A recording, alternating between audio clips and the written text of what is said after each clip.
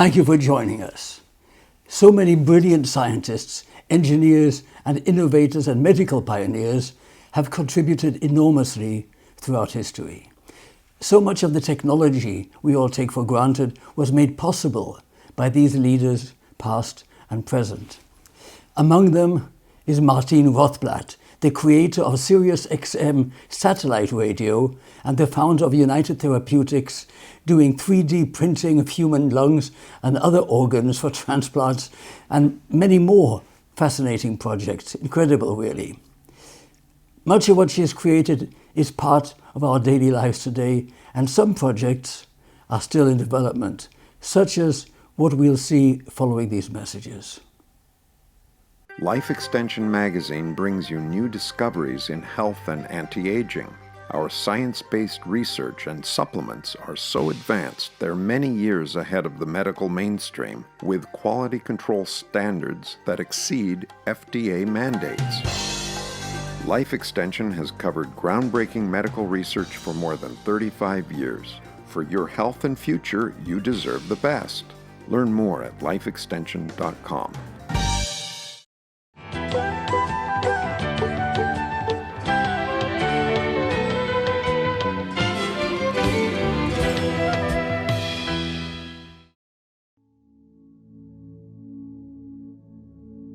For several decades, lots of us have been worried about the Earth, about it getting overpopulated, about it getting overpolluted, about climate change.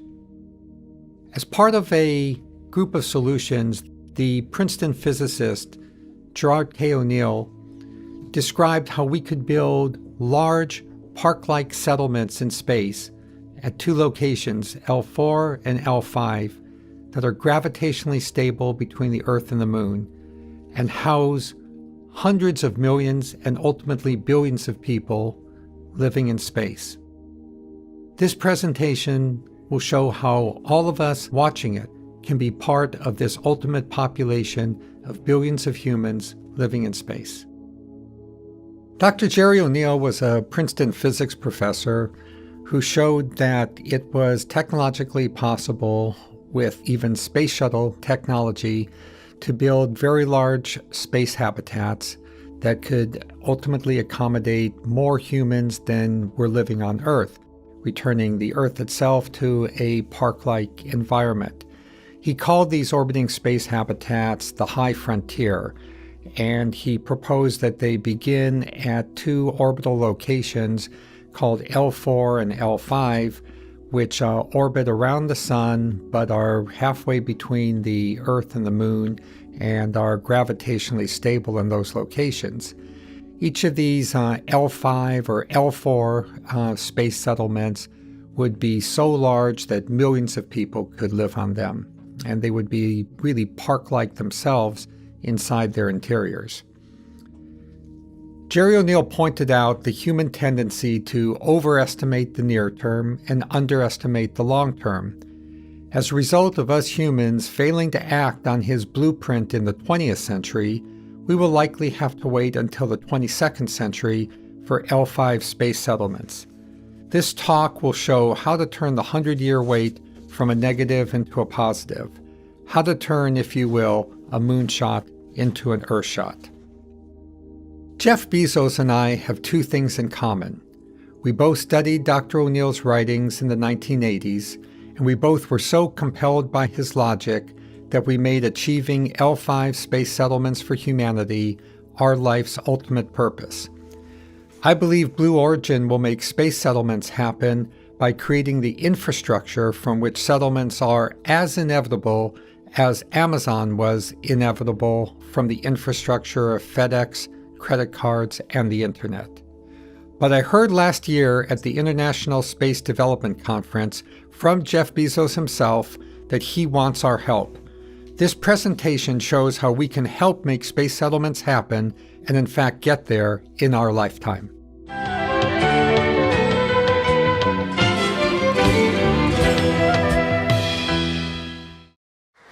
In 2011, at our quinceañera, I gave a speech inspired by JFK's 1960s moon speech. He had said back then that before his decade was out, that the U.S. would land a man on the moon and return him safely to Earth. 50 years later, in 2011, I said that before this 20-teens decade was out, we would transplant an end-stage lung disease patient with a manufactured lung and return them safely back to health. At the time, we were about as close to that goal as the U.S. was to the moon goal when Kennedy gave his speech, which was far, far away. John Glenn had barely orbited the Earth for the first time, and rockets often failed on launch.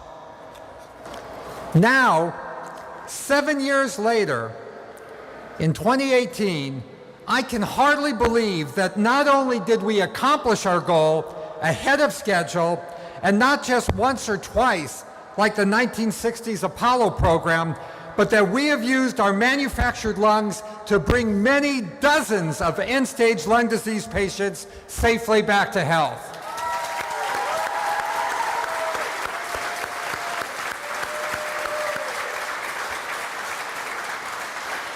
Now, as remarkable as this is, and I swear to God, I pinch myself every day that we're doing this, if someone told me back in 2011 that not only would we accomplish our goal, and not only once, but dozens of times, but that our manufactured lungs would work so well that a patient with a pair of them would actually win a gold medal in the shot put at the U.S. Transplant Games, I'd say, like, no way. I mean, that's insane. But in fact, that is actually what happened, and now it is my great honor to invite up to the stage Heather Leverington.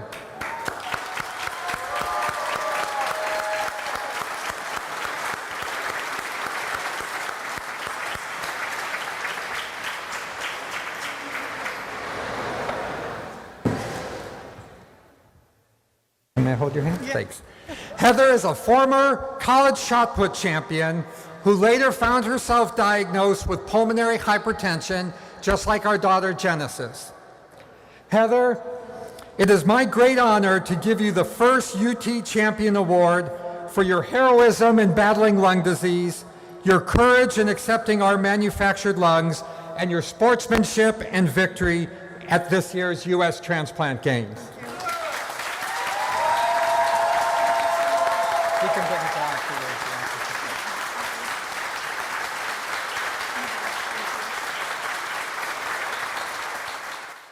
So while there is no doubt that body parts can be regenerated to be healthy and strong, there is a need to reduce the costs of doing it by 2 orders of magnitude, and to extend it to entire bodies for the second hypothesis, our body hypothesis, to be proven true. However, it seems quite likely that this dramatic drop in cost will in fact occur due to advances in vitro meat production, nanobiotechnology manufacturing, and medical robotics from companies such as Intuitive Surgical that makes the Da Vinci surgical robot. Liz Specht of the Good Foods Institute has recently projected that the current cost of in vitro meat, about $15,000 per kilogram, will drop to under $10 per kilogram within the next few decades. This would imply a cost of just $1,000 to print the in vitro meat equivalent of a human. Of course, we are a lot more than meat, but $1,000 is a small fraction of our $5 million body regeneration kitty in 2130, leaving plenty of financial bandwidth for the complications of 200 cell types and our unique hypercomplex body planform. What is very important about the Good Food Institute's analysis is that the several order of magnitude drop in cell-based meat production arises not from dependence on any one technology, but from a number of different and complementary approaches. This makes $10 per kilogram of body regeneration much more likely. Ray Kurzweil, in this recent email to me shown on the screen, doubles down on his well-documented contentions in his several books that 3D bioprinting of human bodies in particular will come down to about $1 a pound by the 2040s. That means a 160-pound body for about $160. While this seems remarkable, it is quite consistent with what the in vitro meat industry is expecting. In any event, it more than makes up for the 2 order of magnitude cost difference I pointed out between my own company's manufacturing of lungs and other organs today and the cost that would need to be achieved to 3D print a regenerated body in 2130 for $5 million of $2130. Here is a cool video of 3D bioprinting of a functional mammalian heart with blood vessels and all by an Israeli biotech company just last month.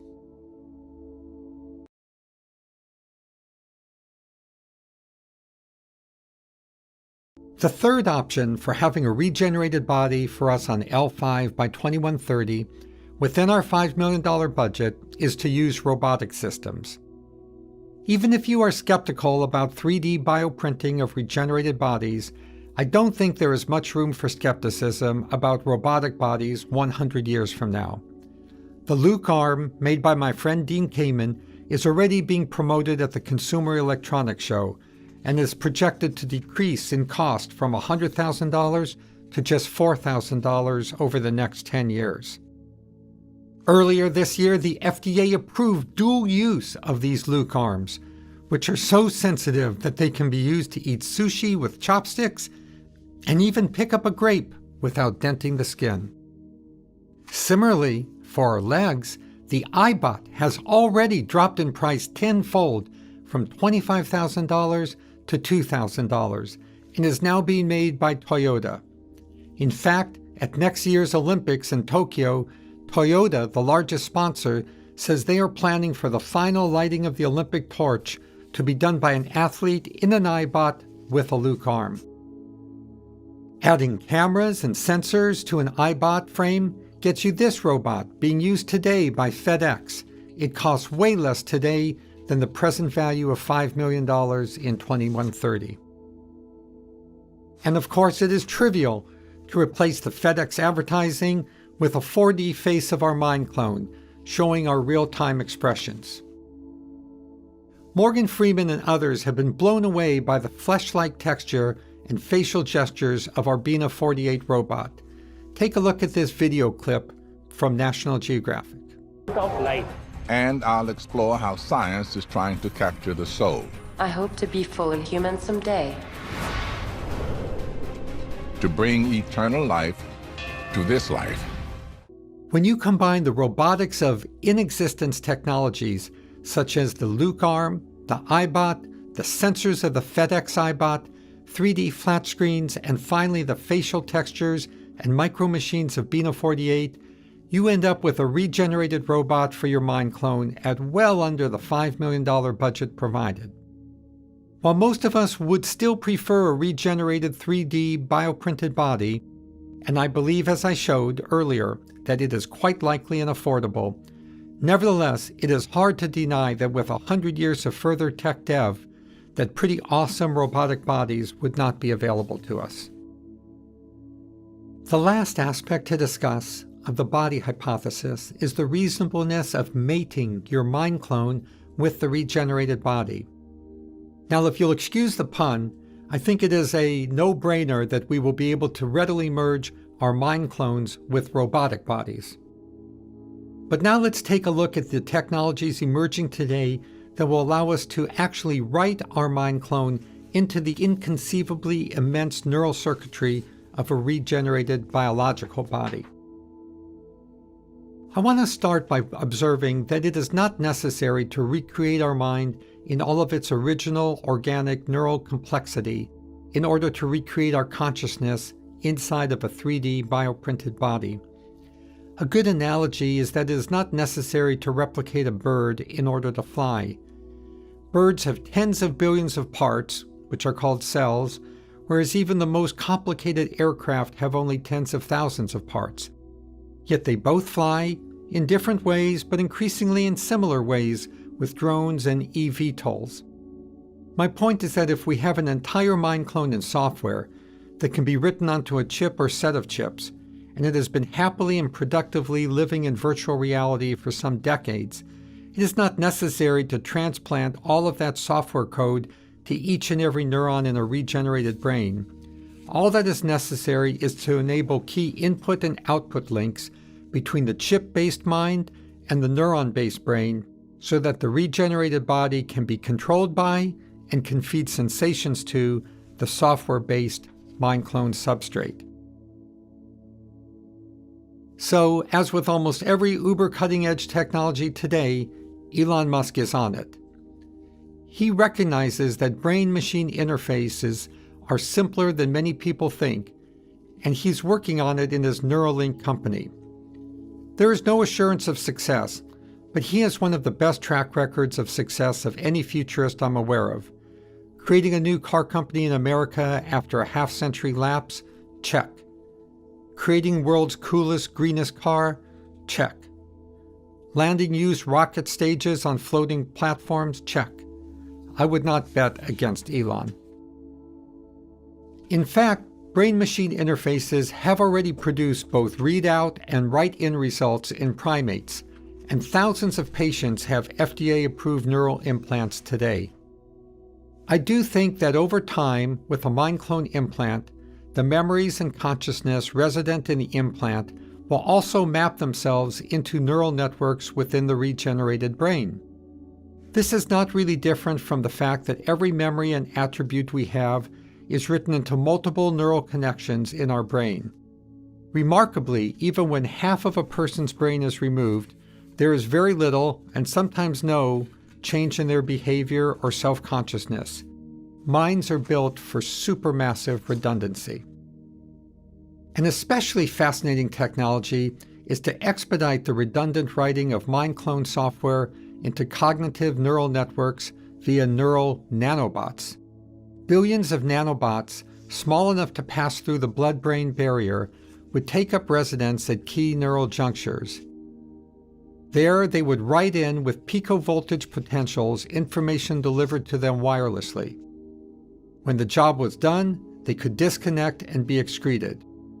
I personally don't think this much technology is at all necessary to merge a mind clone with a regenerated body, but it indicates the kinds of work that legions of people are doing in the area of brain-machine interface.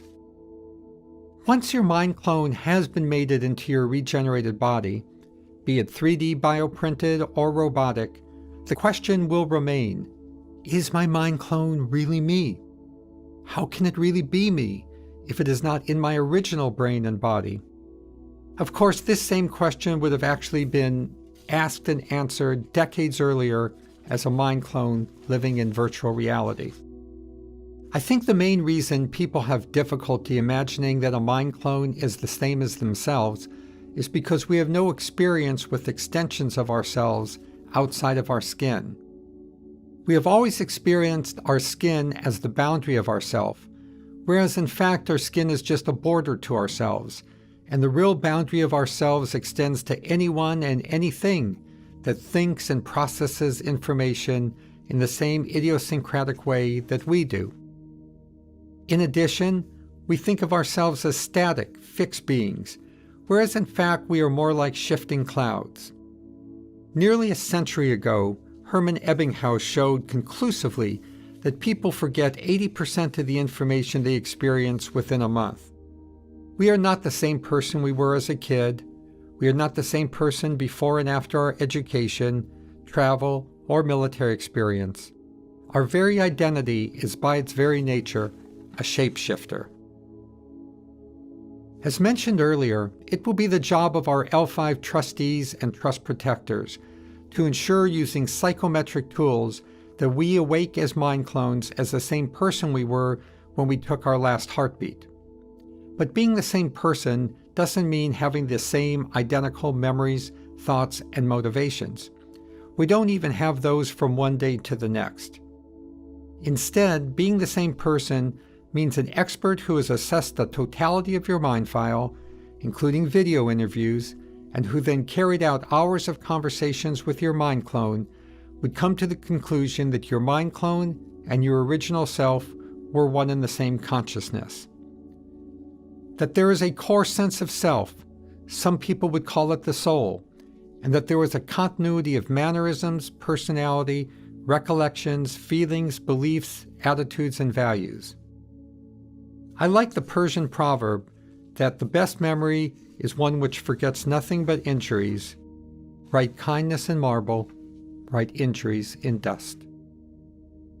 Some people worry that it won't be fun to wake up like Rip Van Winkle, with the entire world changed around you and all your best friends gone. But I don't think it'll be anything like that. First, we hope to have many, if not most, of our friends joining us on L5, fulfilling our dream to live out our lives on an O'Neill settlement in space. Second, unlike Rip Van Winkle, we will be part of a constant process of synchronizing our mind files and mind clones with modernity. As our mind clones are awakened, we will be gently reminded of our consent to the process and of the changes in the world that have happened. Once our mind clone is awakened, we will be active participants in modernity, up to and through the point that our mind clones are instantiated in a regenerated body, and our regenerated body is living in an L5 condo. Some people insist that the mind clone cannot logically be the original person, and is at best a descendant of the original person. I don't really think this changes anything, because having one's descendants living in space would certainly be a victory, and all the more so if the descendant was scarcely differentiable from ourselves. A person awakening as a mind clone will know that they are not living in their original body, and will be sad about that. But they will also know that they will have funded a trust that will get them a new body and a condo on L5. They will also know that they can finally catch up on their piles of books and magazines to read and do useful design and development work for L5. I think that it will be tremendously exciting for them, whether they think of themselves as Self 1.0 or Self 2.0. In summary, with respect to the me or my mind clone question, it is at once a subjective question, a legal question, and a cognitive science question. Just like agitation over civil rights for various demographic groups, from women to slaves to LGBTQ people, all people that the power structure claimed had diminished capacity, but for all of whom ultimately we achieved some level of legal equality, I think it is likely that cyberphobia will give way to legal rights for mind clones.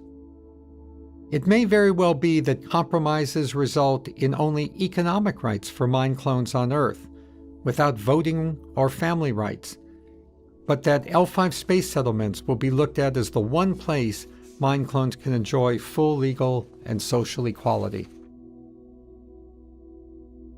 You will know if your mind clone is you. Your family and your loved ones will know and will care.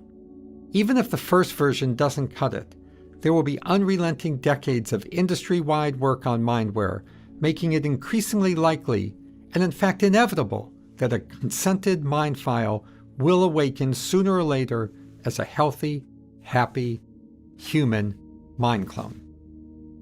So let's now conclude by laying out all the cards on the table. The way to get to an L5 space settlement in your lifetime is to join the group of spacer beneficiaries in the lower right-hand corner who are contributing $3 a day to an L5 trust. That trust will specify an institutional trustee to effectuate the intent of the beneficiaries and an institutional trust protector to further effectuate the intent of the beneficiaries, including monitoring the trustee itself. The trust will allocate just under half of the trust assets to purchase a condo on L5 and just under half of the trust assets to regenerate a body for L5, with the balance going to maintaining the beneficiary's mind in a mind file, activating that mind file with certified mindware, and obtaining an independent, meaningful, and healthy virtual life for the resulting mind clone until such time that their body and condo on L5 are ready. Trustees ordinarily earn a fee of about 1% of the assets they manage, while trust protectors usually earn an hourly fee for the work they actually do. Based on this solution, I think there are generally 4 outcomes possible. Either you create or don't create a trust, and either the 2 hypotheses do or don't come true. If you choose the upper right-hand corner, you win a jackpot, and also avoid the left-hand top corner tragedy of missing out on L5 for want of $3 a day. If the hypotheses don't come true, either you're out $3 a day or you save $3 a day. Either way, unless $3 a day is important to your well-being, and I understand that for millions and millions of people it is, the most rational decision is the upper right-hand corner. In conclusion, I told you I'd describe how we can get to L5 in our lifetimes. I've shown that L5 housing is likely affordable, and that there is no doubt indicia of consciousness can be stored. I've shown that it is likely trends will enable digital consciousness and make affordable regenerated bodies, and even mate digital consciousness with those bodies. It is an open question as to whether or not your digital consciousness will be recognized as yourself. But even if it is like an offspring of yourself, I think that is still pretty cool. Finally, there are existing trust law tools to handle the logistics of getting us, and I mean specifically us, from here on Earth to an L5 space settlement. That's turning a moonshot into an Earthshot. Thank you.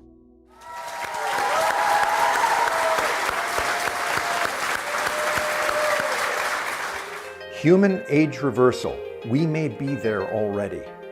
Human studies are now ready to begin to confirm meaningful reversal of pathological aging processes. These clinical trials aim to alter older humans so that they function as much younger individuals. Even modest success will result in a paradigm shift that will impart enormous societal benefits, such as sparing Medicare from insolvency. Life Extension magazine brings you new discoveries in health and anti-aging. Our science-based research and supplements are so advanced they're many years ahead of the medical mainstream, with quality control standards that exceed FDA mandates. Life Extension has covered groundbreaking medical research for more than 35 years. For your health and future, you deserve the best. Learn more at lifeextension.com. This concludes our special on Martine Rothblatt. Thank you for being with us.